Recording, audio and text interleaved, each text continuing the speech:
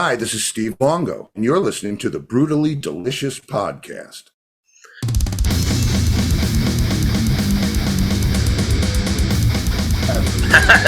Steve, you're laughing. Steve, you're laughing, but I've done it before. Rena will tell you.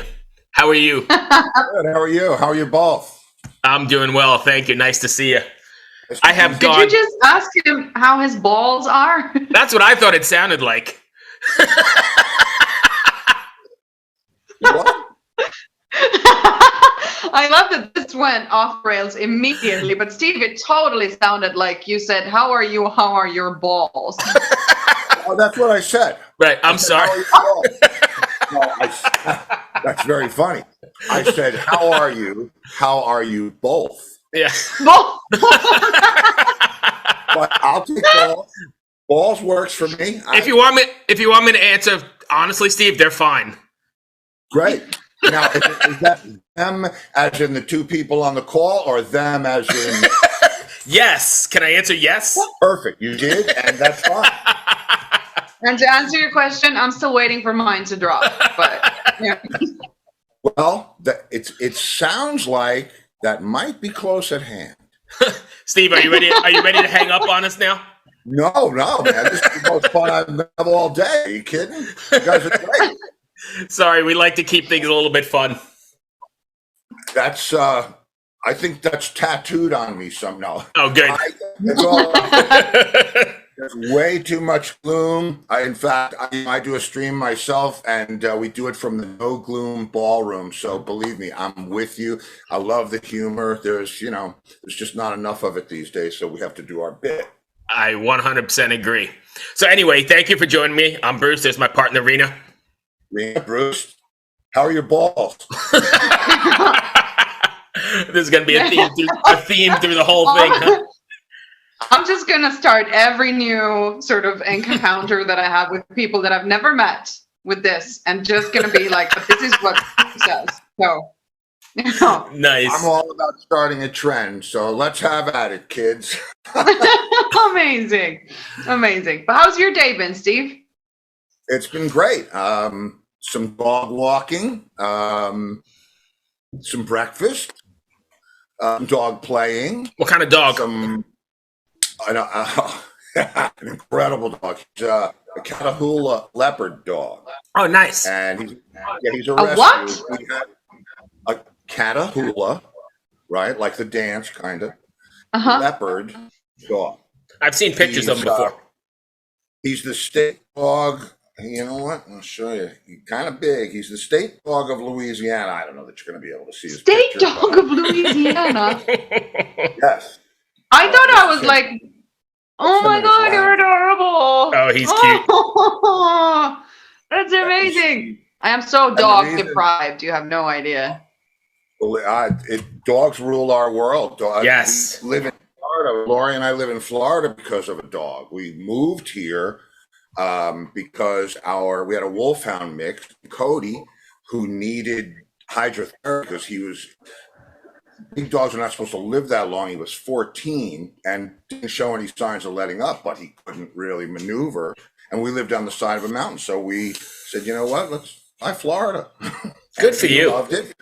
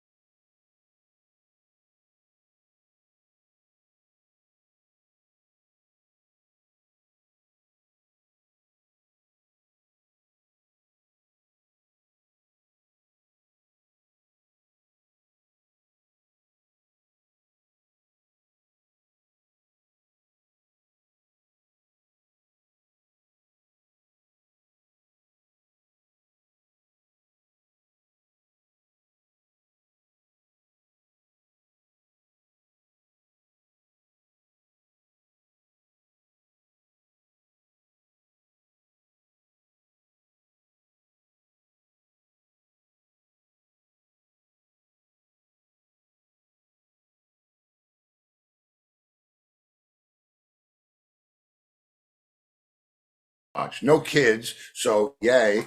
And dog, dog is the best. I wanted to get, when we rescued him, I wanted his brother too, but someone had already put a claim in on him. But they were just they're beautiful dogs, and I'm lucky to have them. Tell me again. You said that he's a rescue. Where did you guys get? Is it like, obviously in the States, you guys have a lot of strays and you can just go to a shelter. I'm in Finland, so here it's quite different. You can't just walk up to a shelter and get a rescue dog. You basically get rescue dogs from Spain or Latvia or like wherever that has a street dog issue, but not here because they're going to die of the cold. That's not these.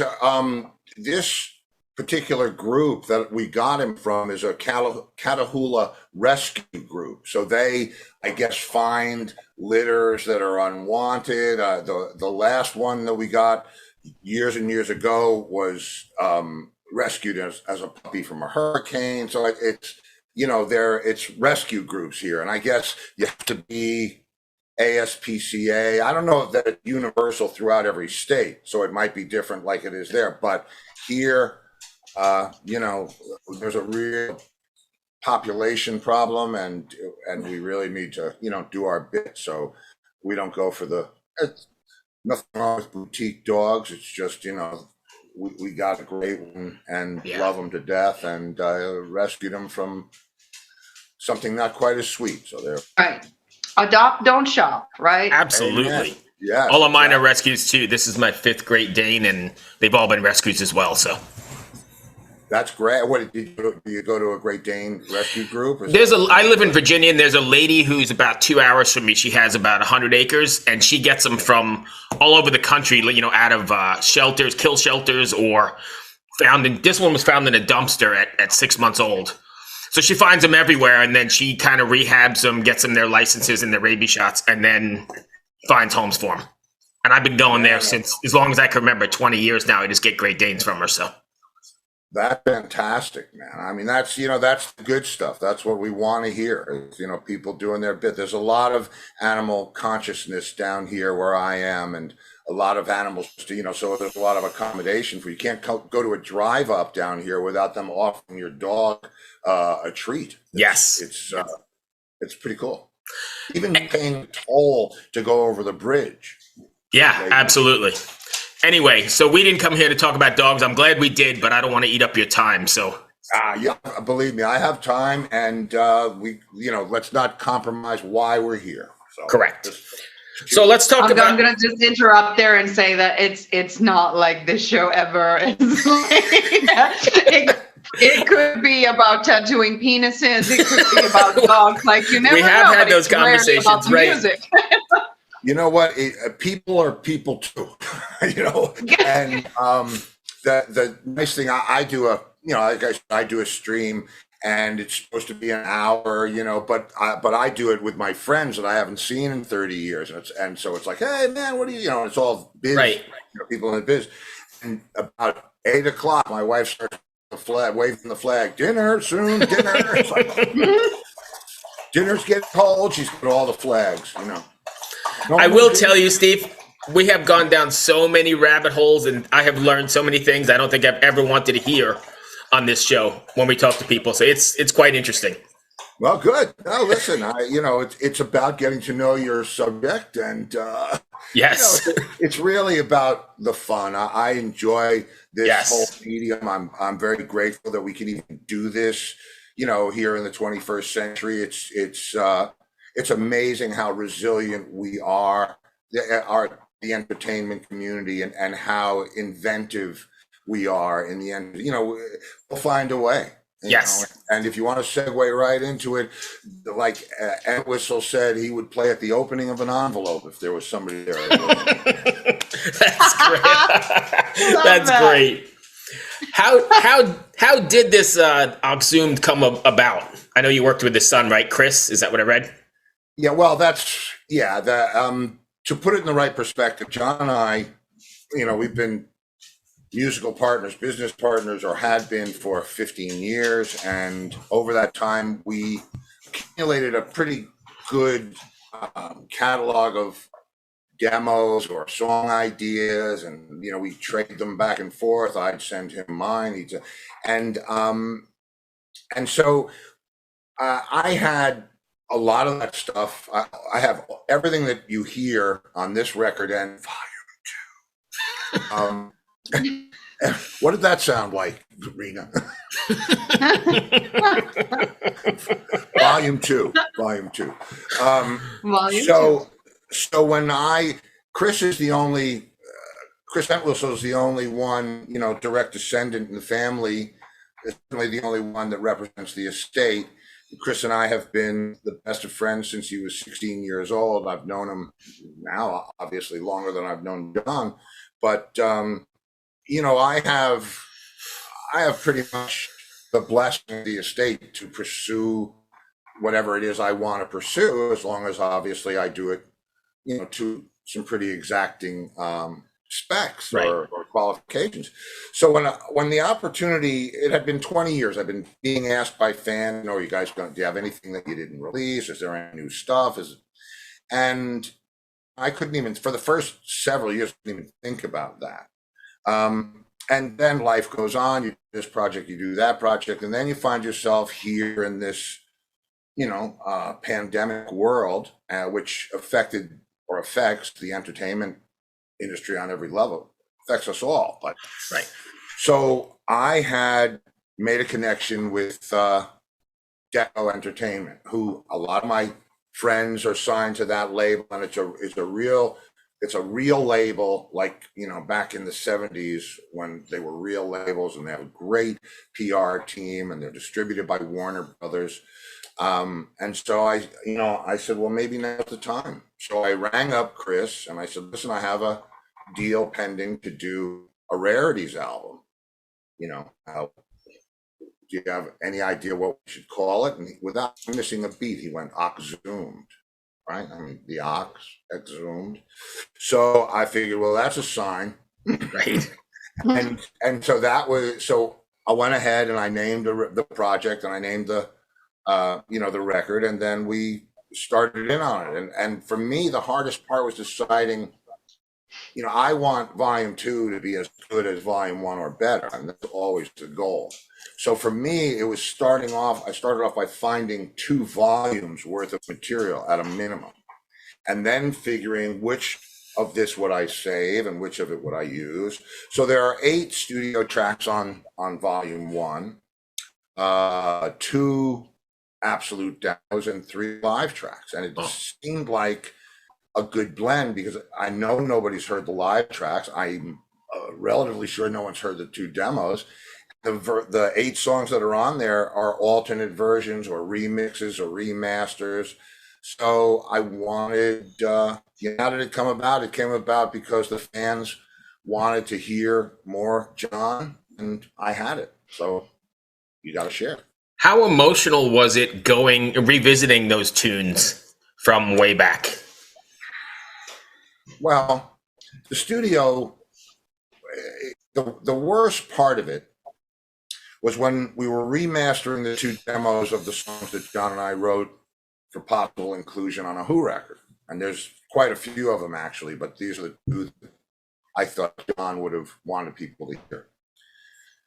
And, I don't listen to those. They're demos, so they're never recorded to be released. They're recorded to be an example to someone of, you could do this song better than we did it. Right. That's the idea. You don't want to intimidate anybody or cement anybody's ideas. So listening to those was hard, because I remember, I guess we wrote them a year or so before John passed. And no, actually, it would have been less than a year that he passed. But when I listened to those and I realized what potential there was in there, potential for what it was that John was looking to do, what I was looking to do. And if we weren't, if it didn't get used by the Who, there were certainly great songs for us to play in our band. And either way, that would have been great. So that was a little emotional, because it's kind of like a stillborn kid, you know, it's like it's Right. there and you see, oh my God, this could have been amazing. So that was tough, but at the same time, realizing fans are going to hear John's thought process, that outweighed everything. The really worst part of the whole thing, and it's been a long time, so I don't want to sound like a suffering friend or Right.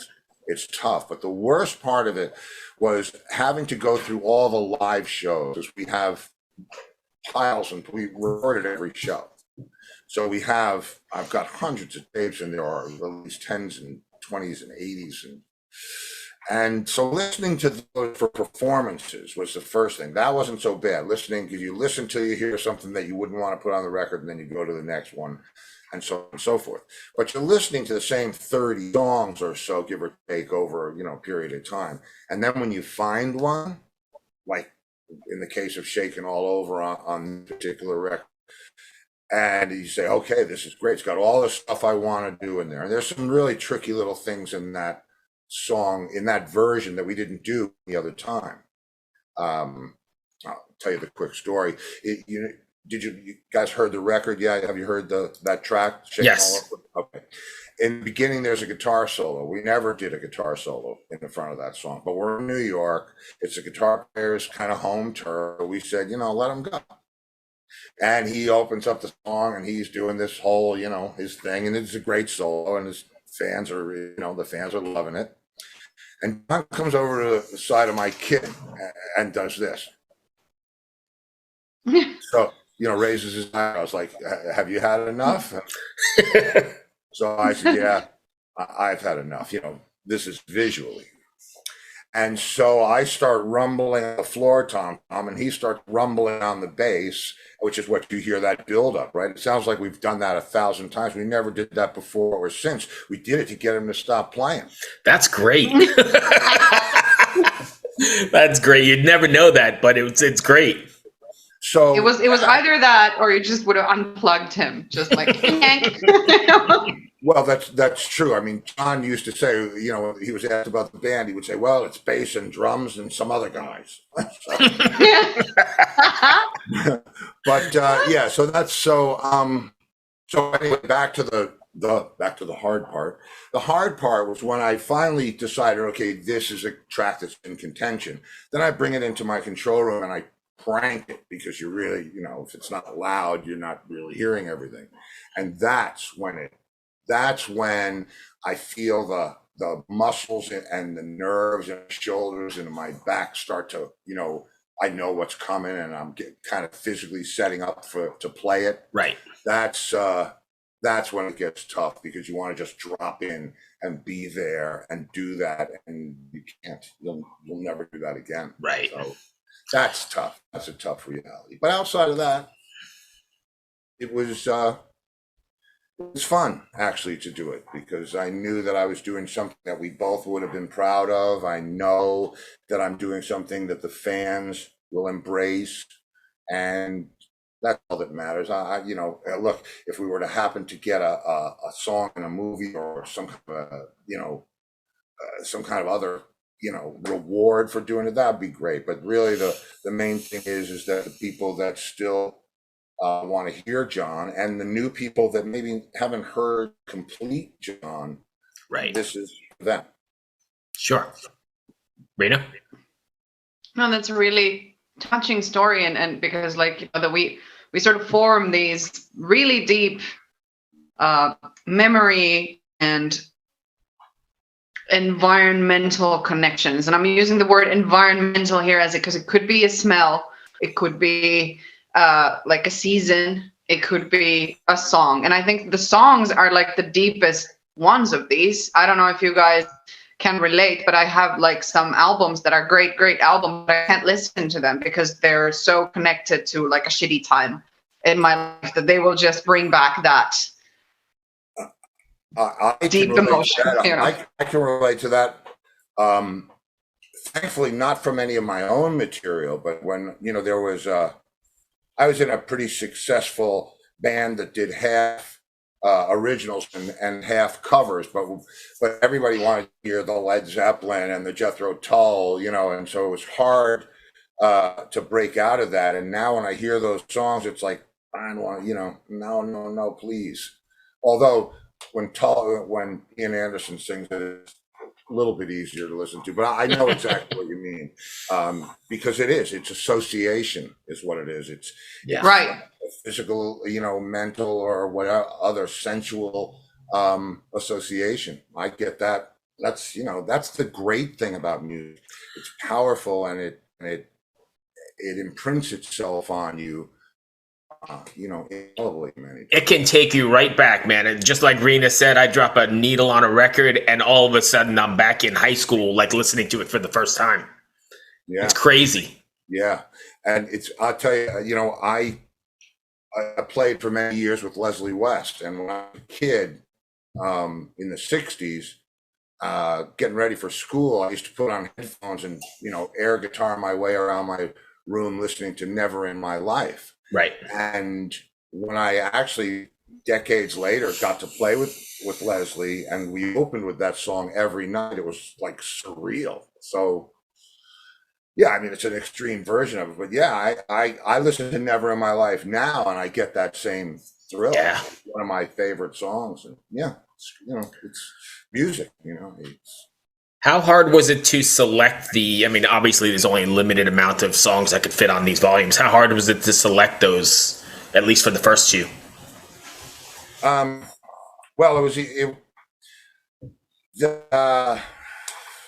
what I really wanted to do in the first one was we did a demo back in the '90s because we really wanted to get a proper record deal for the band, for the John Entwistle band.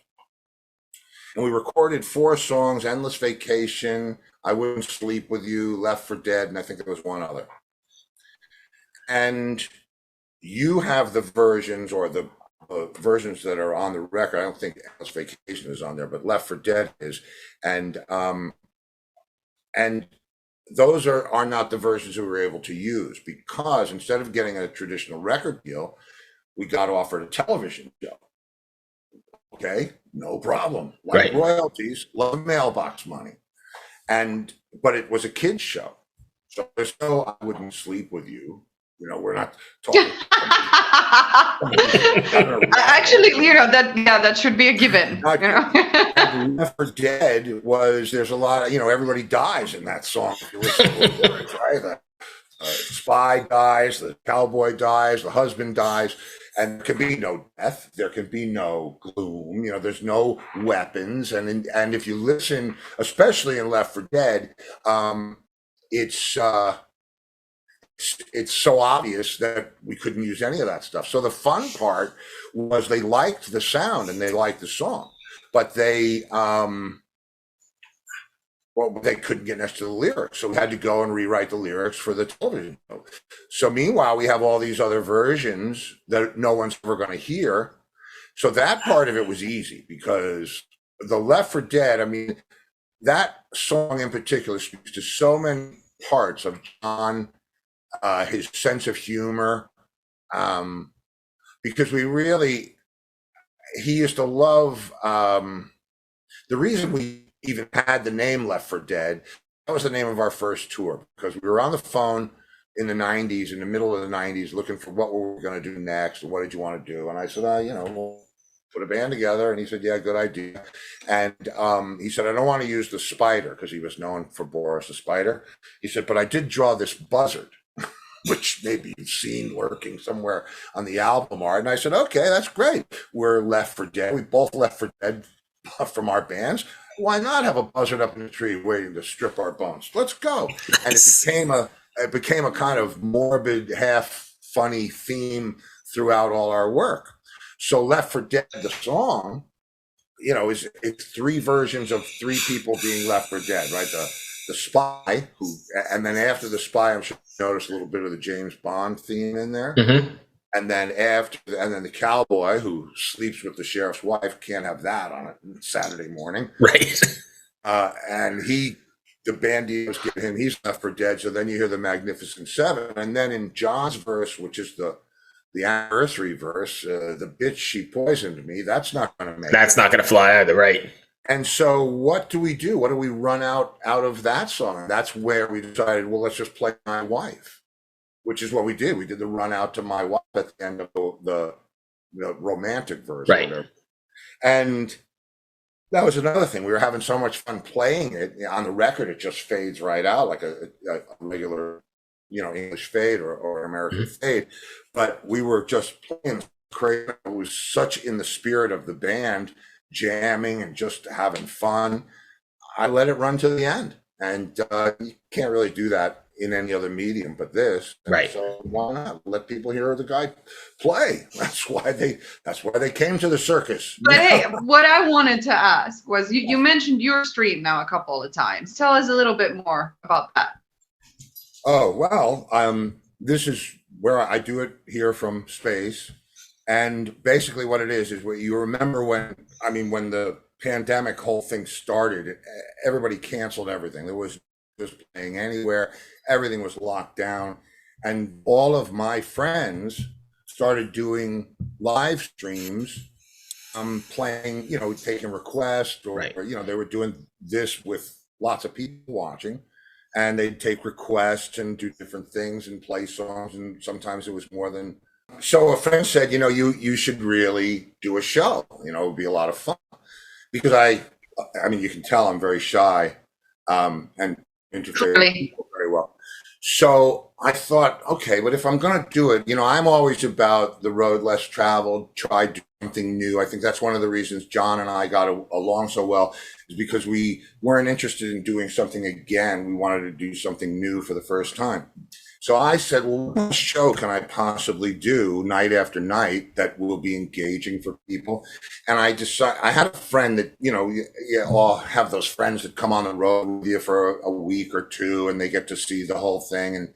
And you kind of get a perspective because they're civilians and then they hear all the chatter in the dressing room or the bus or whatever. And so it occurred to me that maybe people would like to hear that conversation like this. That's what we're doing here. This is basically my show, but I do it just with one person at a time. So my phone book is insane. I can get to anybody with one or two phone calls. But what's it like if you call up Steve Stevens after 30 years and say, "Hey man, how you doing?" Hey Steve, what do you want? So, but if I met that person on the road in the lobby of a hotel, on a bus, in a green room, a dressing room, be a much different thing. So I got a showrunner, a guy named Angus Deckern, who's also a bass player.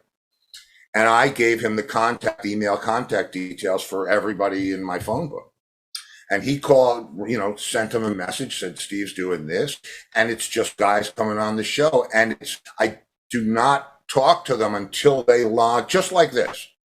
And so we're not meeting, but reacquainting for the first time. It's, hey man, and you go through that whole first half hour of what, like we just did. Do you ask them how their balls are? Every time. It's actually in the waiting room. It says, "How are your balls?" No.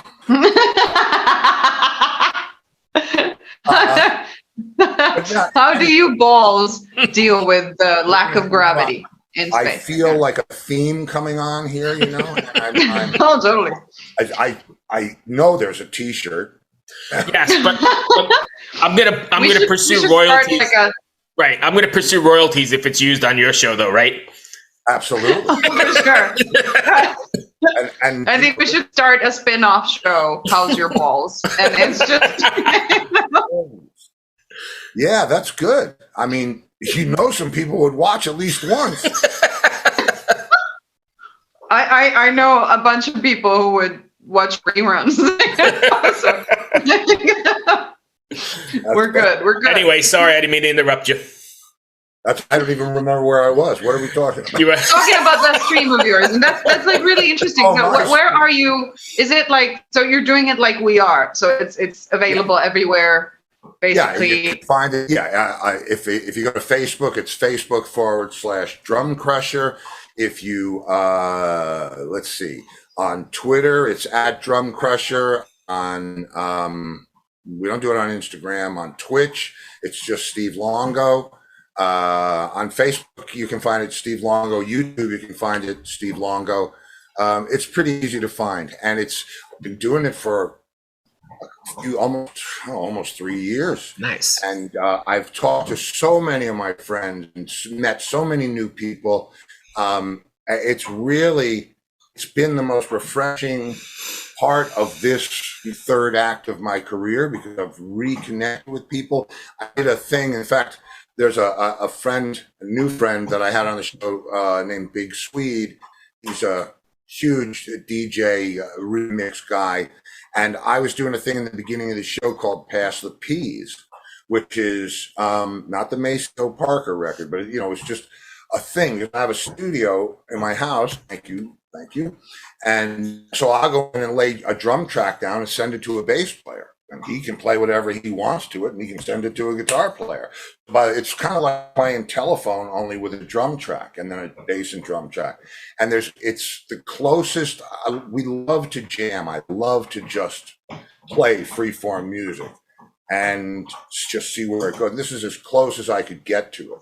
And so sometimes the track will come back around and it'll be so good that I'll replay the drums to what everybody else was playing, and it's just so Big Sweet, I'm working on a track for him, and that's just, it's incredible. Steve Stevens did a track, and nice. So we get inventive, and so the show is what spawned all that. Big Sweet was guest. I didn't know him. I knew who he was, obviously, from his IMDb. And we were introduced by a publicist. He came on the show. We just talked about, hey, man, what are you doing? I get asked as many questions as I ask because it's a proper conversation. So it's 7 to 8. That's when the dinner flag goes. And it's funny because I know I don't really watch a clock, although I try to, I have a lot of fans that like to be done, go watch PBS or something at 8 o'clock. But that's a tricky one. I actually do like another podcast on something completely different, which is mental health, and this is in Finnish, and it's a Finnish concept. But it's like a constant thing that we aim for 1 hour episodes, and then around 1.5 hours we go like, all right, time to start wrapping this up, and then 30 minutes later, at 2 hour mark, it's done. But it's like when you get people talking about stuff that they actually care about, and you get people to sort of open up on stuff that they maybe don't have the forum or have the adequate mirror to bounce things off of, and then you get them to that situation. I think it's super fruitful to just let the conversation flow, let the music flow as you do. You're not going to be checking your watch when you're jamming away. It's over when it's over, right? Well, right. I mean, unfortunately, there are time constraints, whether it's the 40-minute, Zoom rule or whatever. But yeah, especially a forum situation. I mean, I used to try to end my show, which is called Rock and Roll Show and Tell.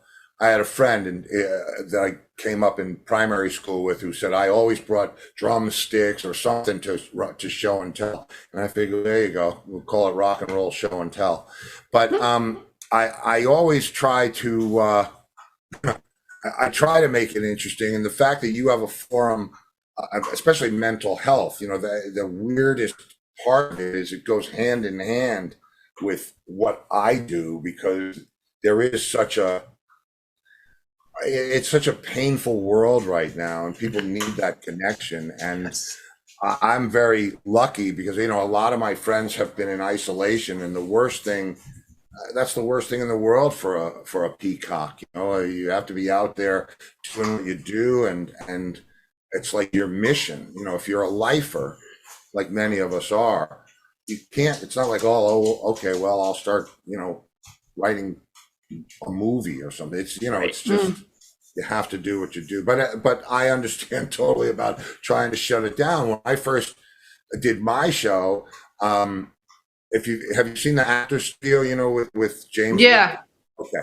He always does the questionnaire at the end, right? Yeah. What's your favorite curse word, smell, or whatever it is, sound you love the most. So I said, well, that'd be a good way to end it, right? Because why not? You ask somebody, and my thing was, where's your favorite restaurant on the road? What's your absolute favorite song to play live? Least favorite song to play live? If you could play any other instrument other than the one you play, what would it be? And if you could play one performance with any musician or group of musicians, live or dead, who would it be?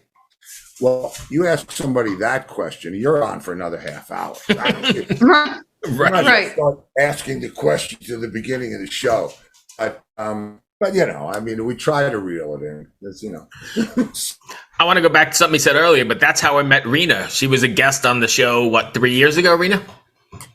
2.5, something like that. And I we did had the come best over my time. dance album. That's great. I'm believe me, that's fantastic. That's the power of our industry. That's the power of technology, and it's used in the right way. Bravo. Yeah, I agree. And it's the power of love. Yes. You know? Love you, Rena. Yeah, I love you too, Bruce. Mr. Soda Can. Hey, and I No, love but your it balls. truly is. No. I love your balls, Bruce. It's my favorite part of you. Is your balls. For sure. I have it And, on most tape. feminine, Steve most Luongo classy loves part my of me balls. Is my There laughter. it goes. Yes. Sorry, I was just But saying. yeah, brilliant. Yeah, brilliant. I don't have anything else. Reno, you got anything else? Well, if we may ask one of your questions, bounce one of those bad boys right back at you. Come on. What would be the favorite song for you to play? Wow. Live? Yeah, live. It's oddly enough, it would be a cover song. It would be when I was in Rat Race Choir, we used to do "Thick as a Brick" by Jethro Tull in its entirety. So that would have to be certainly way up there because it's got every kind of drumming in it that I could ever want to do in one song.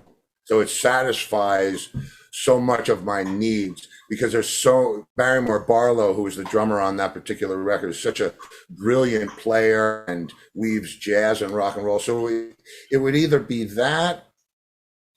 I'm trying to think if it would be, well, Shake All Over was pretty fun to play. So one of those. Nice. Good answers. Good answers. Thank you. Yes. So, look, guys, I mean, listen, when you finally do edit, you know what?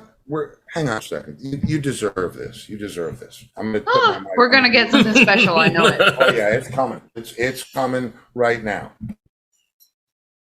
In the jungle,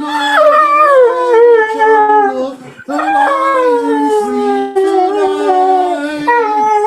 In the jungle, the lion sleep tonight.